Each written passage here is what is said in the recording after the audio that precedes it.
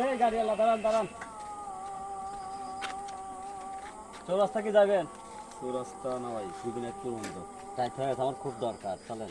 না, গাড়ির চার্জও কম, তারপরে গাড়ি তুলে দিয়ে আমার বাড়িতে যাবো, ঠিক আছে? চলেন যাই, আমার খুব এই সকাল করে বার আছি। ইমার্জেন্সি দরকার খুব। না ভাই না, আমারও দরকার বাড়িতে যাবো। ভাড়া দেবো নি বেশি করে, 30 টাকা ভাড়া দেবো নি। না ভাই, দেখেন যাওয়া যায় নাকি? না না না 50 টাকা দেবো নি, চলেন। না না, আর এখানে যাওয়া যায় কিনা না না, এটা কথা বলবো। যাওয়া গেলে আমি আপনি বিপদে আছি, যে ভাড়া সেই ভাড়া দিয়ে নিয়ে গেলাম। আমি বিপদে আছি। যাওয়া গেলে পরে আপনি যে ভাড়া 10টা ভাড়া 100 টাকা দেবেন, আর কোনো কথা বললেন না। আচ্ছা দেখেন এখন ওঠেন।